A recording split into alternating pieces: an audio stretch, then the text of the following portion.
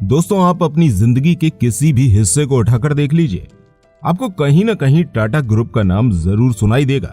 फिर आप अपने घर से बाहर निकलकर सड़क पर जाएं या फिर अपने घर के किचन में अगर आप बाहर निकलते हैं तो आपको चारों तरफ टाटा मोटर्स की गाड़ियां दिखाई देंगी। अगर आप फ्लाइट से जाते हैं तो आपको टाटा ग्रुप की एयरलाइन दिखाई देगी, जिसे हम एयर इंडिया के नाम से जानते हैं। सिर्फ यही नहीं बल्कि कपड़े, होटल, मेकअप, ज्वेलरी, चाय, नमक, हर चीज में आपको टाटा का नाम दिख जाएगा। टाटा स्टील, टाटा पावर, टाटा की कंपनीज हमारे भारत में फैली हुई हैं। दोस्तों, इस बात में कोई शक नहीं है कि टाटा ग्रुप ने हमारे भारत को बिल्ड करने में एक बहुत ही महत्वपूर्ण भूमिका निभाई है और ये हमारे भारत की सबसे फेमस और सक्सेसफुल कंपनियों में से एक है। दोस्तों, देखा जाए तो एक आंकड़े के हिसाब से बताया गया है कि हमारे भारत के अंदर टाटा ग्रुप की 100 से भी ज्यादा छोटी बड़ी कंपनियां मौजूद हैं। और अगर हम बात करें इन कंपनीज के चेयरमैन की, तो वो थे लेट सर रतन टाटा जी, जिनका अभी बीते दिनों निधन हो गया। लेकिन क्या कभी आपने सोचा है कि इतना बड़ा अंपायर रतन टाटा जी ने किस तरह से खड़ा किया है? उनकी हिस्ट्री क्या है? किस तरह ये हमारे भारत के इतने सक्सेसफुल बिजनेसमैन बन गए? तो दोस्तों, हम आपको बता दें कि टाटा ग्रुप की इस कामयाबी के पीछे सिर्फ रतन टाटा का हाथ नहीं था, बल्कि आज जो इतना बड़ा एम्पायर आपको दिख रहा है, ये पूरे 150 सालों की मेहनत का नतीजा है। टाटा ग्रुप अपने प्रोडक्ट्स को सिर्फ भारत में ही नहीं बेचता, बल्कि टाटा ग्रुप के प्रोडक्ट को आज दुनिया के 150 से भी ज्यादा देशों में एक्सपोर्ट किया जाता है। और इस एम्पायर की नींव रखी थी रतन टाटा जी के परदादा यानी कि जमशेद जी टाटा ने। इतने बड़े एम्पायर की शुरुआत आज से लगभग 156 साल पहले सिर्फ और सिर्फ 21,000 रुपए से की गई थी। उस समय जमशेद जी टाटा अपने फादर के साथ कॉटन की ट्रेडिंग का काम किया करते थे। लेकिन जब जमशेद जी टाटा की उम्र 29 साल की हुई तो उन्होंने अपनी एक ट्रेडिंग कंपनी खोलने का फैसला किया। उस समय ये अपनी कॉटन को बनाकर सेल कर रहे थे, लेकिन अभी भी ये अपनी इस कंपनी से संतुष्ट नहीं थे। इन्हें लगता था कि इन्हें एक टेक्सटाइल मिल भी एस्टैब्लिश करनी चाहिए। लेकिन टेक्सटाइल मिल लगना इतना आसान बात नहीं थी। इसके लिए काफी ज्यादा पैसों की जरूरत पड़ती है। लेकिन जमशेद जी टाटा कैसे भी अपने टेक्सटाइल मिल खड़ी करना चाहते थे। इसके बाद उन्हें मिलती है चेंज पोकली में एक ऑयल मिल, जो कि बैंक करप्ट हो चुकी थी और इसी वजह से इसे सस्ते दामों पर बेचा जा रहा था, जिसे जमशेद जी टाटा ने खरीद लिया और पूरे 2 साल के बाद इस मिल को काफी ज्यादा फायदे के साथ बेच दिया और इन पैसों से उन्होंने नया मैन्युफैक्चरिंग प्लांट डाला। दोस्तों, उस समय बॉम्बे कॉटन की बहुत बड़ी मार्केट हुआ करती थी। इसके अलावा जमशेद जी टाटा खुद भी मुंबई के ही रहने वाले थे, लेकिन इसके बावजूद भी उन्होंने अपनी कॉटन मिल मुंबई में एस्टैब्लिश न करके नागपुर में एस्टैब्लिश करी। अब आप सोच रहे होंगे कि आखिर जमशेद जी टाटा ने ऐसा क्यों किया? तो दोस्तों, इसका कारण ये था कि कॉटन की फसलों को ज्यादातर नागपुर के पास ही उगाया जाता था और अगर मिल नागपुर में बनाई जाती तो मटेरियल की सप्लाई का कोई मसला नहीं रहता। साथ ही साथ कॉटन का कपड़ा बनाने के लिए काफी ज्यादा पानी की भी जरूरत पड़ती है और नागपुर के पास कई सारे रिजर्व्स और लेक्स मौजूद थी, जिनकी वजह से यहाँ पानी की सप्लाई भी अच्छी देखने को मिलती थी। इसके अलावा मुंबई में मजदूरों की डिमांड काफी ज्यादा रहती थी, उनकी कॉस्ट काफी ज्यादा हाई होती थी। लेकिन नागपुर में ऐसा बिल्कुल भी नहीं था। नागपुर में बेरोजगारी ज्यादा थी, इसी वजह से यहाँ मजदूर बहुत आसानी से और कम कीमतों पर मिल जाया करते थे। लेकिन इसके साथ एक समस्या और भी थी कि नागपुर के मजदूर ज्यादा ट्रेंड नहीं थे और वो ज्यादा काम पर ध्यान भी नहीं देते थे और अक्सर छुट्टी भी कर लिया करते थे, जिसकी वजह से टाटा को अपने काम पर काफी ज्यादा लॉस देखने को मिल रहा था। लेकिन सर जमशेद जी टाटा ने इस चीज का भी एक ऐसा सॉल्यूशन निकाल लिया जो शायद उस वक्त में कोई सोच भी नहीं सकता था। उन्होंने अपने वर्कर्स की ना तो सैलरी काटी और ना ही उन्हें डांटा, बल्कि उन्हें और भी ज्यादा सुविधाएं देने का फैसला किया।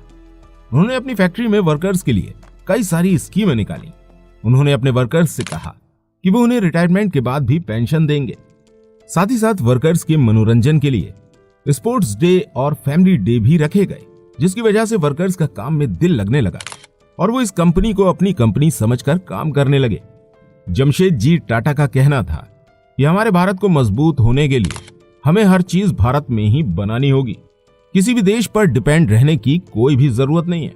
और अपने इसी मिशन को पूरा करने के लिए उन्होंने भारत के अंदर कई सारी कंपनीज लगाना शुरू कर दी। दोस्तों, उस समय सिल्क एक बहुत ही प्रीमियम कपड़ा माना जाता था और भारत के अंदर हाई क्वालिटी के सिल्क को फ्रांस से एक्सपोर्ट किया जाता था, लेकिन टाटा ने सिल्क को भारत में ही बनाना शुरू कर दिया और आज भारत दुनिया के सबसे बड़े सिल्क प्रोड्यूसरों में से एक बन चुका है। दोस्तों, अपने इस मिशन को पूरा करने के बाद जमशेद जी अभी भी रुकने वाले नहीं थे। अब वो भारत के अंदर आयरन, स्टील की मैन्युफैक्चरिंग, होटल और एजुकेशन और हाइड्रो इलेक्ट्रिक जैसे प्लांट लगाना चाहते थे। इसके अलावा दोस्तों, उस समय ब्रिटिशर्स बहुत तेजी से भारत में रेलवे नेटवर्क बढ़ा रहे थे और इस काम को करने के लिए उनको लोहे की जरूरत पड़ रही थी, जिसे ब्रिटेन से मंगवाया जा रहा था। और जमशेद जी टाटा को अब इसमें भी एक अपॉर्चुनिटी दिखाई देने लगी। वो स्टील को भारत के अंदर ही मैन्युफैक्चर करना चाहते थे। स्टील बनाने के लिए उन्होंने भारत में आयरन रिजर्व ढूंढना शुरू कर दिए और आखिरकार पूरे 17 साल तक मेहनत करने के बाद उन्हें बंगाल में आयरन रिजर्व मिल भी गए। लेकिन जमशेद जी टाटा अपने सपने को सच होते हुए नहीं देख पाए। साल 1904 में उनकी डेथ हो गई और अब उनके सपने को आगे बढ़ाने के लिए मैदान में उतरे उनके बेटे दोराब जी टाटा, जिन्होंने साल 1907 आयरन एंड स्टील कंपनी खड़ी कर दी, जिसे आज हम टाटा स्टील के नाम से जानते हैं। दोस्तों, इनके आने के बाद टाटा ग्रुप बहुत तेजी से तरक्की कर रहा था।